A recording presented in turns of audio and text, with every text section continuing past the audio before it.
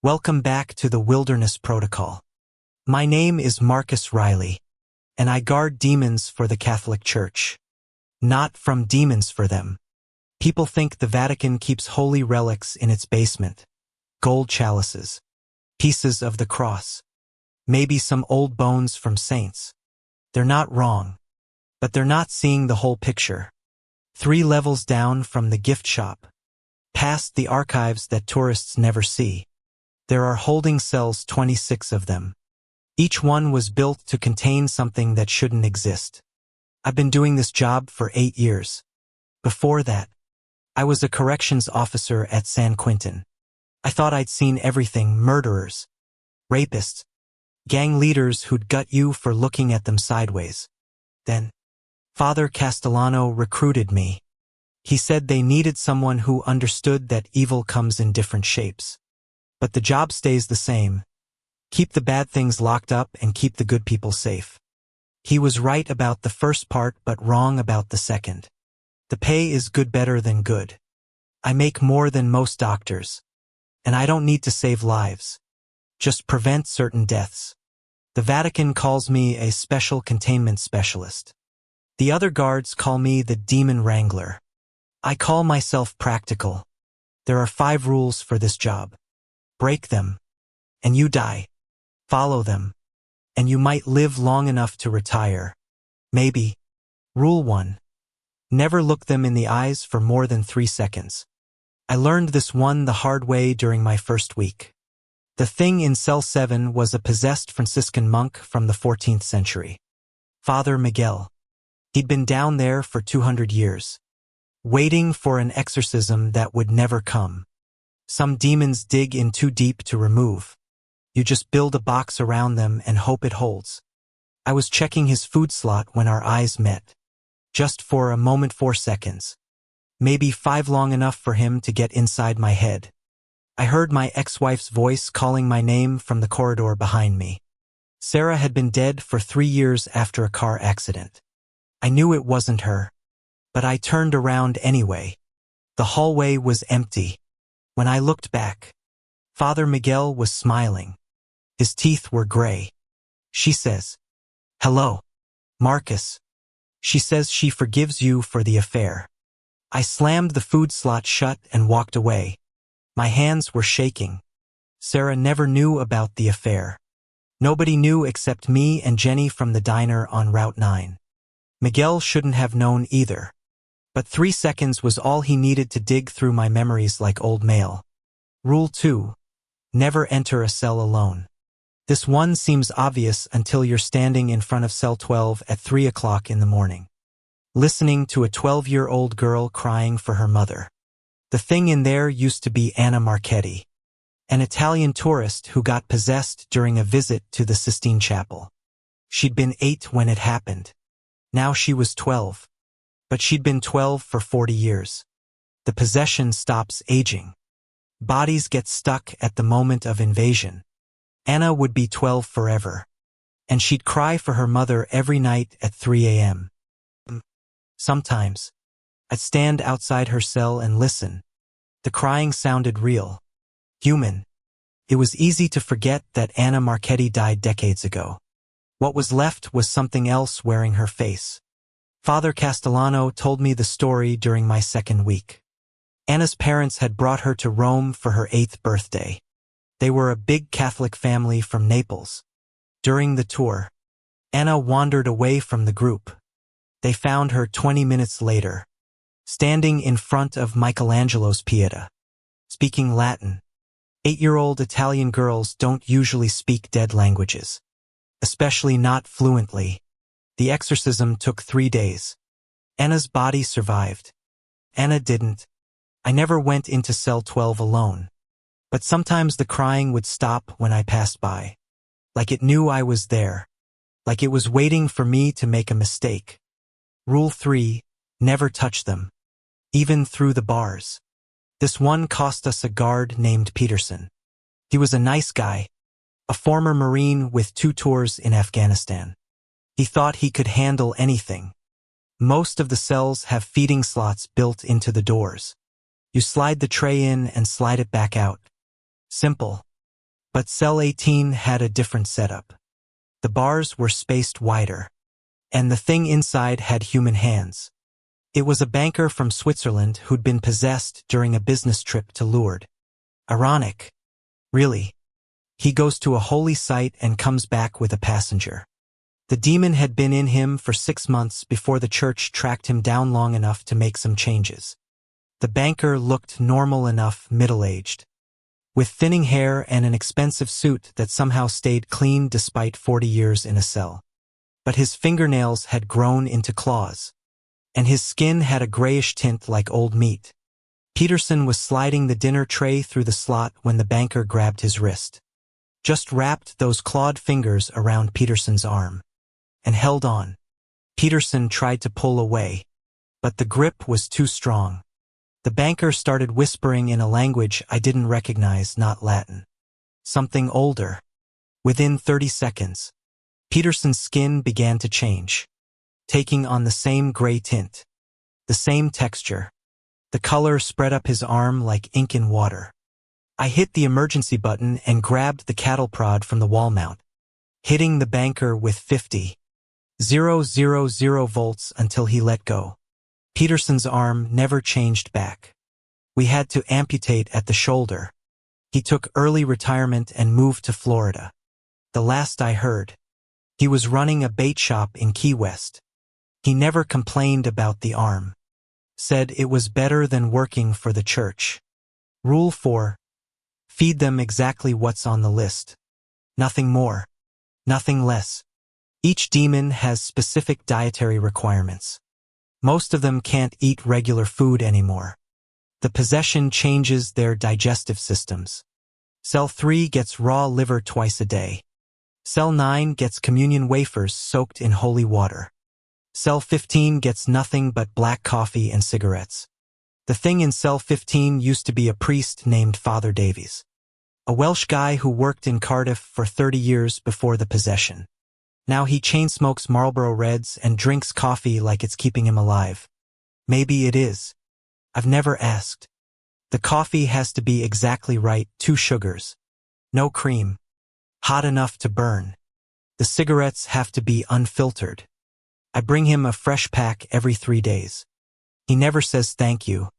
Just nods and goes back to staring at the wall. Once, a new guard named Rodriguez decided to be nice and brought Father Davies a donut with his coffee chocolate glazed. Rodriguez thought he was being humane. The priest took one bite and started convulsing. Blood came out of his nose. His skin turned white, then blue, then black. We called the medical team, but they couldn't do anything. Father Davies died for 4 minutes before coming back.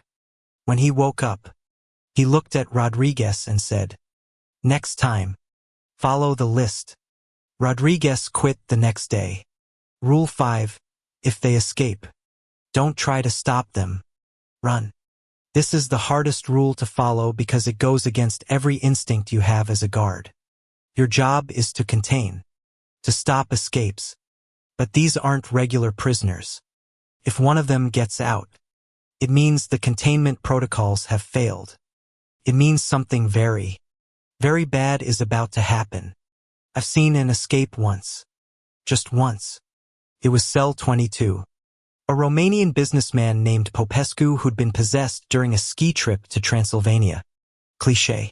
I know. But demons don't care about geography jokes. This one was different from the others. Stronger.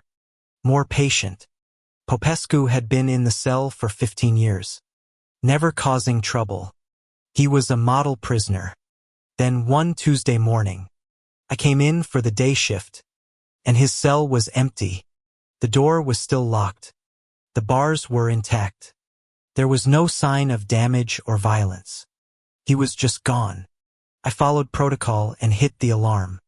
Within minutes, the entire underground level was locked down. Armed response teams. Priests with crosses and holy water, the works. But Popescu wasn't on our level anymore. We found him in the papal apartments. 6 floors up. Past multiple security checkpoints and locked doors. He was sitting in the Pope's private study. reading a book, just sitting there like he belonged. The Swiss guards surrounded him, but Popescu didn't seem concerned. He looked up from his book and smiled. His teeth were normal, human. That was somehow worse than fangs. "I wanted to return this," he said, holding up the book. It was a first-edition copy of the Divine Comedy, Dante's original Italian text, worth more than my annual salary. "I borrowed it 15 years ago. I never got a chance to finish it." The head of security asked how he'd gotten out, how he'd bypassed the locks, the alarms, the guards. Popescu just shrugged. I asked nicely. That was it. No elaborate escape plan. No supernatural powers. He'd asked the door to open, and it had. He'd asked the alarms to stay quiet, and they had. He'd asked the guards to look the other way, and they did. We escorted him back to his cell. He went willingly. Even said, "Thank you." The lock clicked shut behind him like nothing had happened. But something had changed. The other prisoners were quieter after that. More watchful. Like they'd learned something from Popescu's field trip. "I've been thinking about quitting lately. 8 years is a long time to spend underground with things that shouldn't exist. A long time to follow rules that don't make sense until you break them. But the money is good. And I'm not qualified for much else. Security work is security work. Even when you're securing the impossible. Besides, someone has to do it. Someone has to stand guard while the church pretends these things don't exist. Someone has to make sure the doors stay locked and the rules get followed. It might as well be me. The worst part isn't the demons themselves. It's the waiting, knowing that eventually, something will go wrong. A lock will fail. A guard will make a mistake. A rule will get broken one too many times. And when that happens, what we've been keeping locked up down here will find its way upstairs. When that day comes, the world is going to learn that monsters are real. That they've been real all along. Living 3 floors below the holiest place on earth. Living in cells with numbers instead of names. Living on borrowed time and controlled diets in the hope that their guards remember the rules. I check my watch. It's almost time for the evening rounds. Cell 3 needs liver. Cell 9 needs wafers. Cell 15 needs coffee and cigarettes. Same as yesterday. Same as tomorrow. The rules keep us all alive. Even them. Especially them. The worst night of my career started with a phone call at 2:17 a.m. I was at home, 3 miles from Vatican City, trying to sleep off a double shift. My apartment is small and sparse. A bed. A kitchen table. A TV that gets fuzzy reception. Most of my paycheck goes into a savings account. I never touch money for a life I'm not living yet. The phone rang 4 times before I answered. "Riley," I said, my voice sounding like gravel. "We need you here now." Father Castellano's voice was tight, controlled. In 8 years, I'd never heard him sound worried. "What's the situation?" A new arrival. Something different. I was already reaching for my pants. How different? "Just get here." The line went dead. I drove through the empty streets of Rome, past fountains and monuments that looked like ghost sculptures in the streetlight. The city sleeps differently than other places. Heavier. Like the weight of all that history presses down on everything. The Vatican never sleeps. Though, there's always someone praying. Someone guarding. Someone watching. The night shift runs on coffee, duty, and the knowledge that darkness brings out the worst in everything. I badged in through the main security entrance and took the elevator down 3 levels. Past the archives. Past the storage rooms full of artifacts that tourists would kill to see. Down to the place where we keep the living artifacts, the things too dangerous for museums. Father Castellano was waiting for me in the central corridor. He's a small man, maybe 5 feet 6 inches, with gray hair and wire-rimmed glasses. He looks like somebody's grandfather, But he's been running this operation for 20 years. And he knows things about evil that most people can't imagine. Talk to me, I said. American tourist. 26 years old. Her name's Jennifer Hayes. From Portland, Oregon. She was visiting St. Peter's Basilica yesterday afternoon when it happened. When what happened? She started speaking Aramaic-fluent Aramaic, an ancient dialect that died out 500 years ago. We walked toward the new holding area, maximum security, reinforced steel, holy water channels built into the walls, enough protective symbols to stop a small army of demons. Could be possession, I said. It happens to tourists sometimes. Too much holy ground. Not enough spiritual protection. Father Castellano shook his head. I thought so too. We ran the standard tests, showed her crosses, sprinkled holy water, recited exorcism prayers. Nothing. She just kept talking in Aramaic. What's she saying? That's the problem. We had Professor Benedetti translate some of it. Benedetti was the Vatican's expert on dead languages. An old Jesuit priest who spoke 12 languages and could read hieroglyphics like a newspaper. And she's not possessed. Marcus. She's channeling someone. Someone who was there when Christ died. I stopped walking. That's impossible. Is it?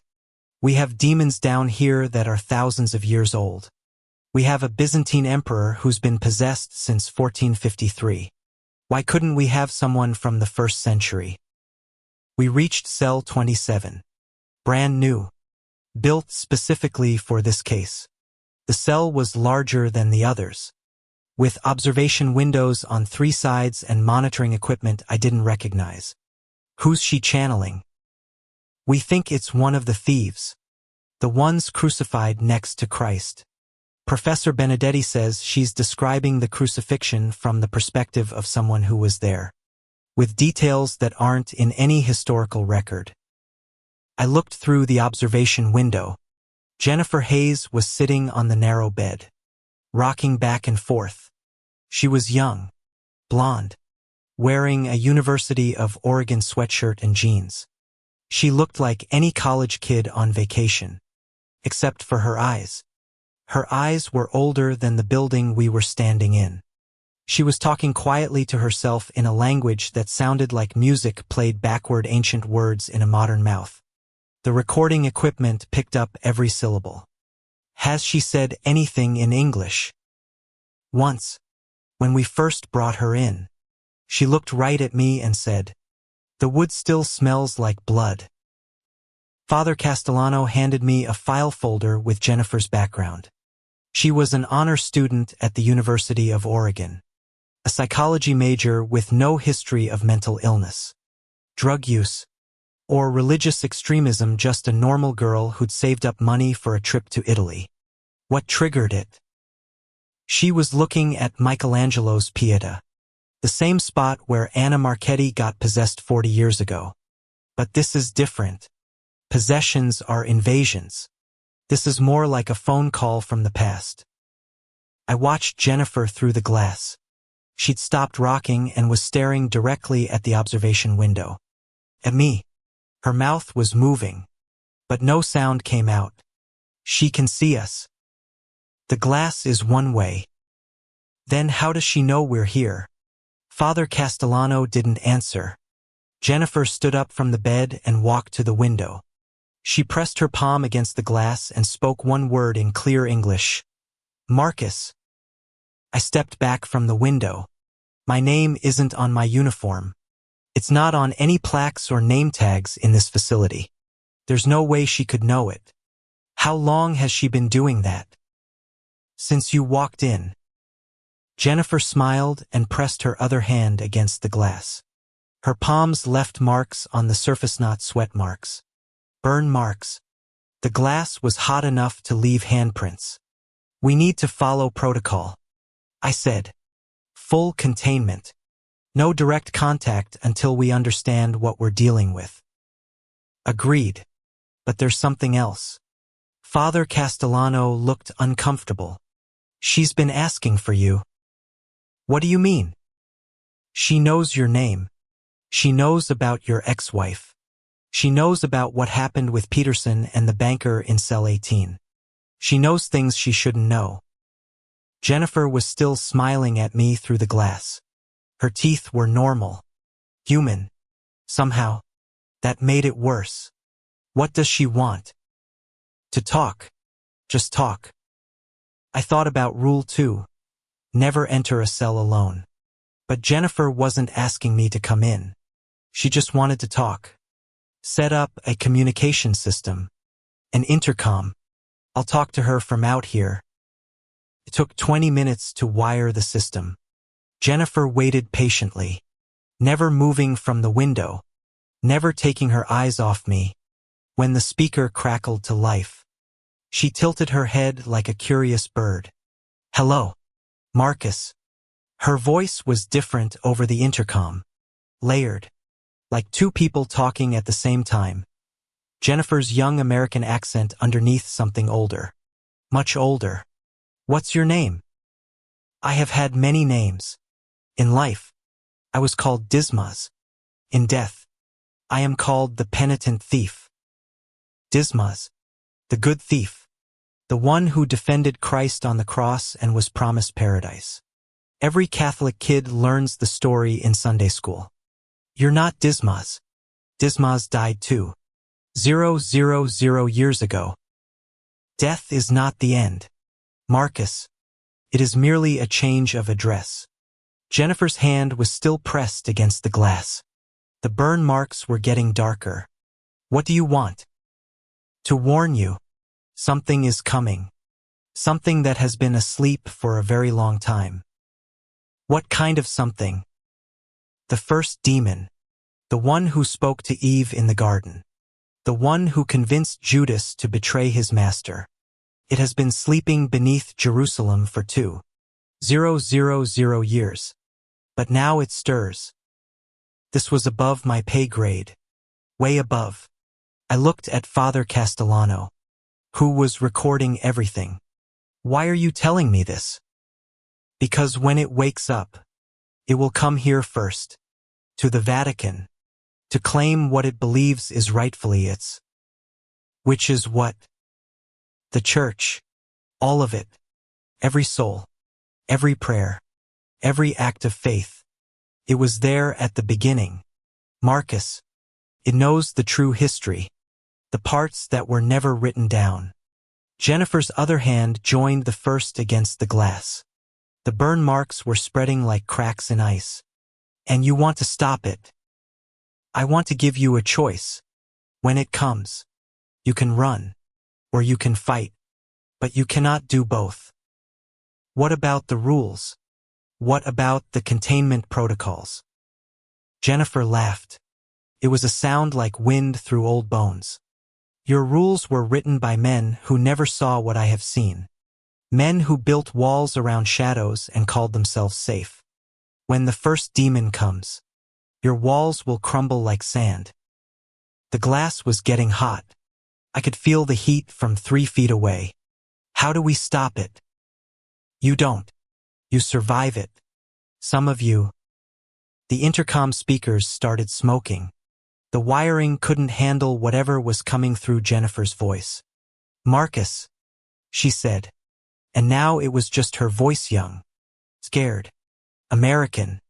I can feel him slipping away. Dismas. He's going back to wherever he came from. Jennifer. Is that you? I think so. Where am I? This isn't Street Peters. The burn marks on the glass were fading. Jennifer's hands left the window, and she stepped back, confused. You're safe, I said. You're in a medical facility. You had an episode. I remember being in the basilica. I was looking at the Pieta. It was so beautiful. And then she paused. There was an old man. He was in pain. So much pain. And he wanted to tell someone about it. Do you remember what he said? Some of it. Something about a sleeping demon. About Jerusalem. She looked around the cell, finally realizing where she was. Am I in prison?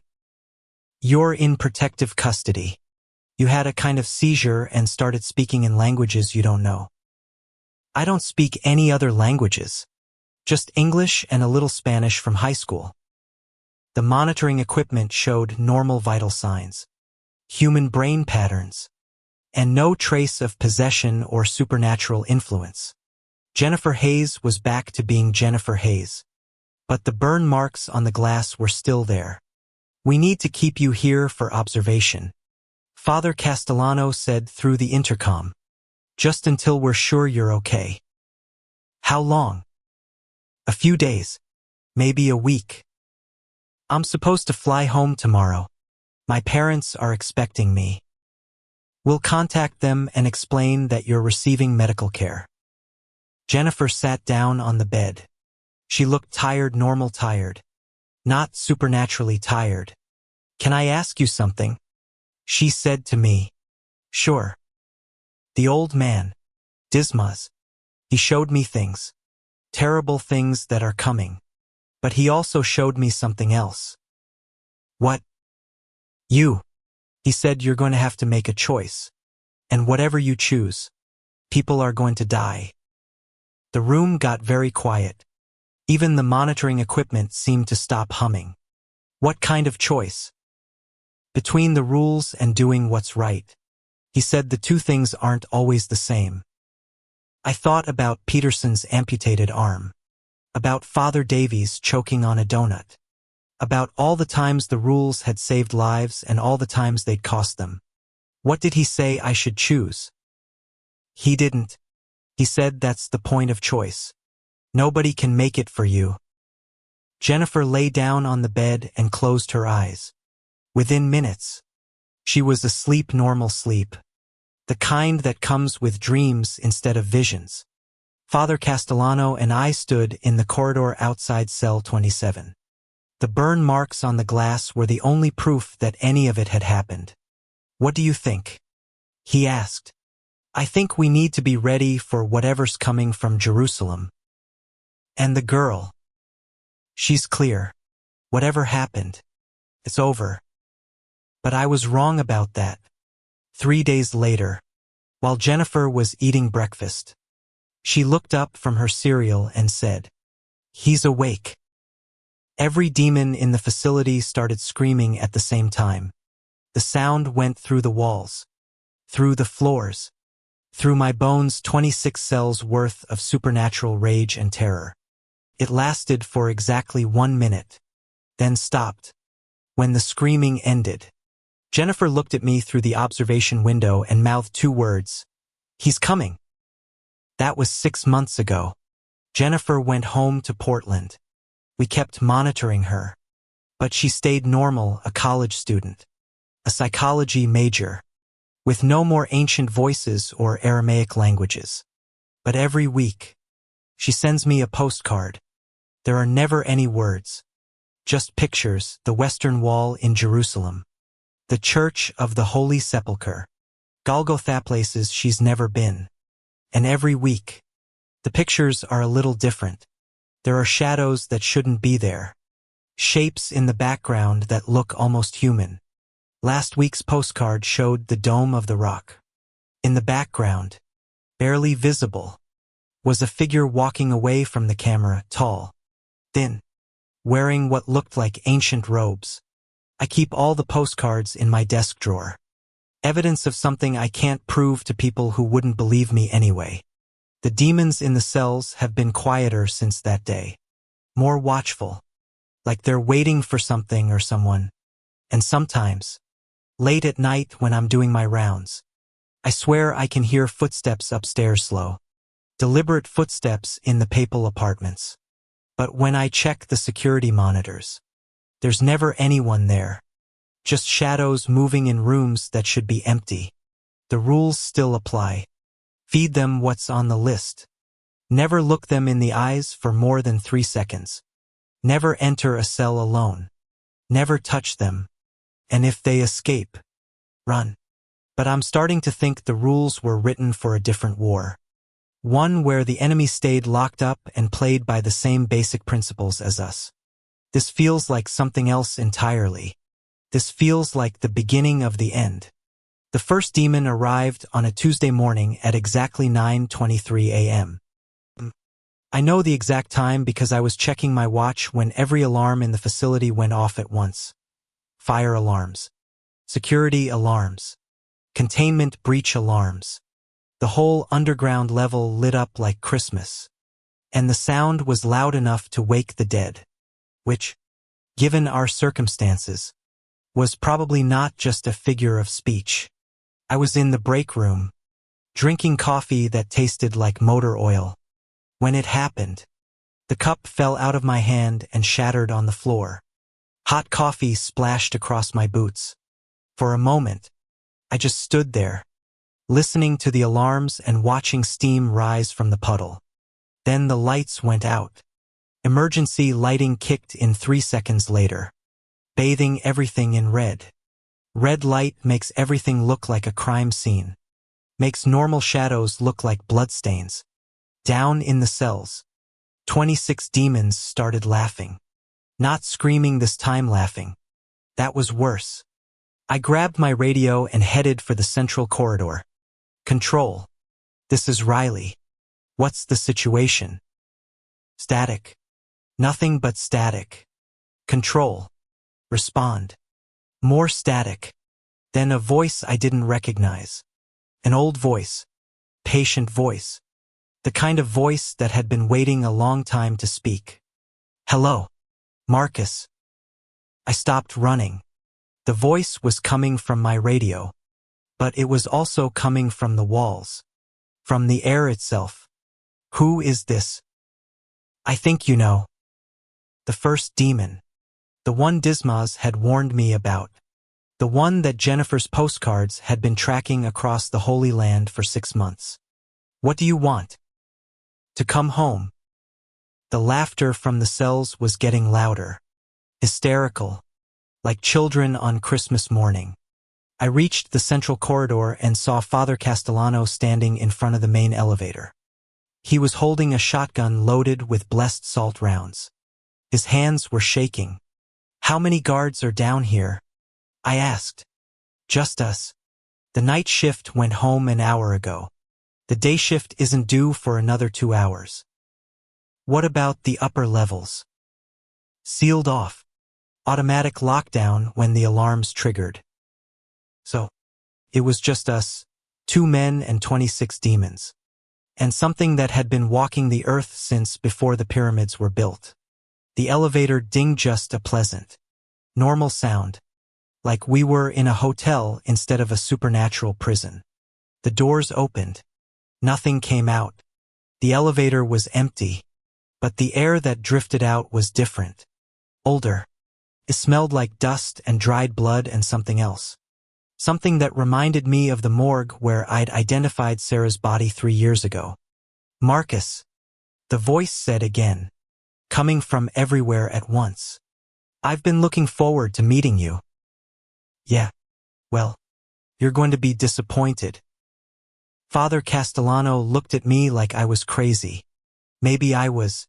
But 8 years of dealing with supernatural prisoners teaches you that showing fear is like showing weakness to a schoolyard bully. They can smell it on you. The church has been keeping my children locked up down here for decades. I've come to collect them. They're not your children. They're prisoners. Are they? Look around. Marcus. Really look. I looked at the cells with their reinforced doors and holy water channels. At the monitoring equipment and the blessed salt circles drawn on the floor. At the crosses mounted on every wall. What am I supposed to see? A nursery. A place where my children have been growing stronger. Fed regularly. Protected from exorcisms. Kept safe from the outside world. The first cold finger of realization touched my spine. You wanted them here. Of course. Where else would they be safe? The church takes such good care of demons. Marcus. Much better care than they take of people. I thought about Peterson's amputated arm, about the guards who'd quit or retired or simply disappeared over the years, about all the rules designed to keep us alive while we fed and maintained and protected the things in the cells. We've been their caretakers. Such good caretakers, following the rules, never asking questions, never wondering why demons captured by the church are never actually exorcised. Father Castellano's shotgun was pointed at the empty elevator, but his hands were shaking worse now. Some of them can't be exorcised, he said, his voice sounding small. All of them can be exorcised. Priest, it just requires sacrifice. The church would rather lock them away than pay the price to free their hosts. The demons in the cells had stopped laughing. Now they were chanting. 26 voices speaking in unison. Words in a language that made my teeth ache. What are they saying? They're welcoming me home. Something moved in the elevator, not stepping out. Just shifting position like a tall man adjusting his stance. Show yourself, I said. Are you sure? Most people prefer me in a more familiar form. The temperature in the corridor dropped 20 degrees in 5 seconds. My breath came out in white puffs. I've seen demons before. You've seen possessed humans. Marcus. Parasites wearing borrowed flesh. I am something else entirely. The thing in the elevator stepped forward into the light. It looked like a man, tall, thin, wearing a simple black robe, with a middle-aged face, kind eyes, and gray hair. Could have been anyone's father or uncle or favorite teacher. Except for the shadow. The shadow was wrong. Instead of copying the thing's human shape, it spread across the floor like spilled ink, with multiple arms, multiple heads, shapes that hurt to look at directly. Better. Not really. I can take other forms. Your ex-wife. Perhaps. Sarah was very beautiful. Leave her out of this. She's been asking about you, Marcus, in the place where she waits. She wants to know why you haven't joined her yet. I pulled my service weapon, a standard Glock 17 loaded with blessed silver bullets. It was probably useless against something this old, but it made me feel better. Here's what's going to happen, I said. You're going to turn around and walk back into that elevator. You're going to go back to wherever you came from, and you're going to leave my demons alone. The thing smiled. Its teeth were perfectly normal human teeth in a human mouth. Your demons, Marcus. When did they become yours? When I started guarding them. And if I refuse? Then we find out if blessed silver works on original sin. Father Castellano looked at me like I'd lost my mind. Maybe I had. You don't threaten cosmic forces with a handgun. But I'd been following rules for 8 years. And the rules had turned me into a janitor for hell. It was time to write some new rules. The first demon considered this. The shadow writhed on the floor like it was alive. You know what I like about you, Marcus? You understand the real choice, which is between duty and righteousness. The church taught you to follow orders.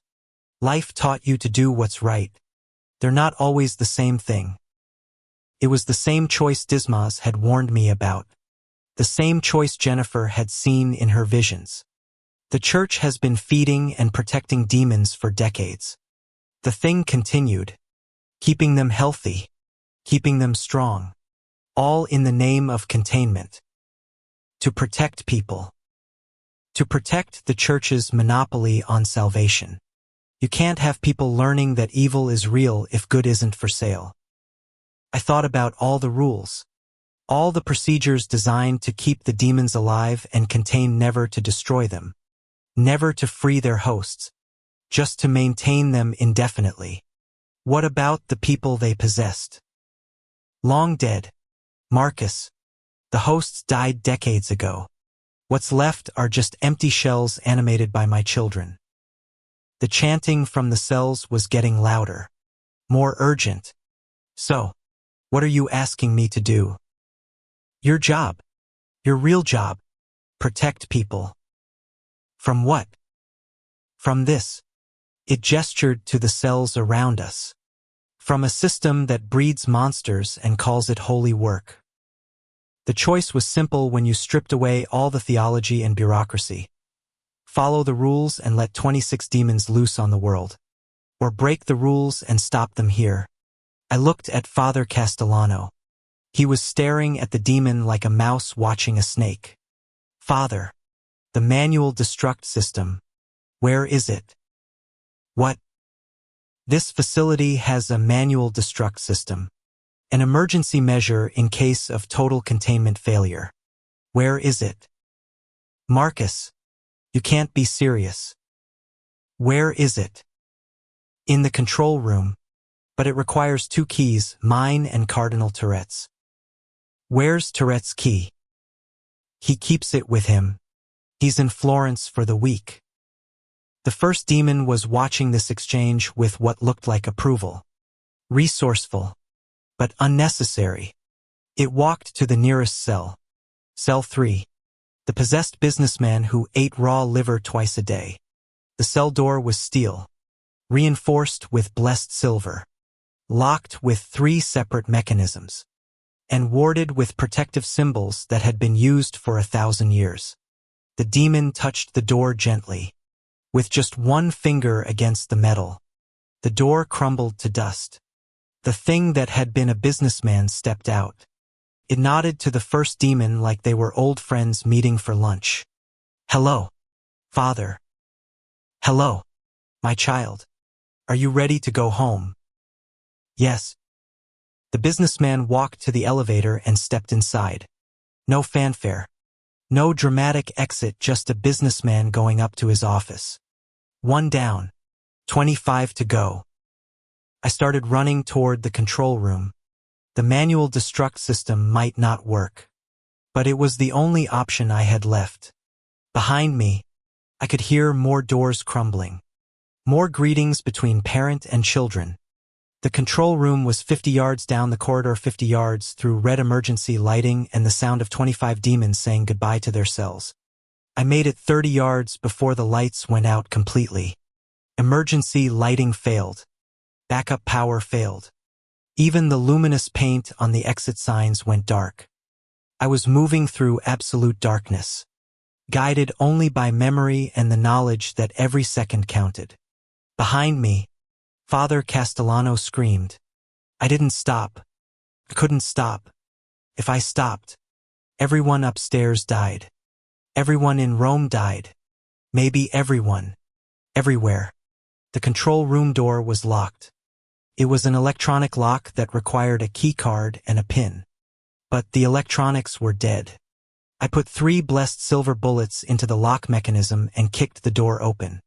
Inside, emergency battery lighting gave me enough illumination to see the manual destruct panella big red button under a protective cover. It was simple and obvious, but it required 2 keys turned simultaneously. I had 1 key. Father Castellano had been carrying the other. Father Castellano was probably dead. I tried turning my key alone. Nothing. The system was designed to prevent accidents. To prevent single individuals from making unilateral decisions about mass destruction. Good planning. Bad timing. I could hear footsteps in the corridor, multiple sets of footsteps. The demons were coming up from the cells. Soon, they'd reach the surface. Soon, they'd be loose in Vatican City. Then I remembered Peterson's cattle prod. The one we used to break contact between prisoners and guards. 50. 000 volts of blessed electricity. I found it mounted on the wall next to the emergency medical kit. Grabbed it and jammed the electrodes into Father Castellano's keyhole. 50,000 volts hit the locking mechanism. Sparks flew. The smell of burning electronics filled the air. For a moment, nothing happened. Then the second lock clicked open. I turned both keys simultaneously. Red lights flashed. Klaxons sounded. A A computerized voice announced that manual destruct would commence in 60 seconds. 60 seconds to get out. 60 seconds to reach a minimum safe distance. 60 seconds to hope that whoever designed the system knew what they were doing. I ran for the emergency stairs, not the elevator. If the first demon was still playing with elevators, I wasn't getting trapped in a metal box with it. The stairwell was dark, but I had a flashlight. Standard equipment for all guards. I took the steps 3 at a time, counting off seconds in my head. 45 seconds.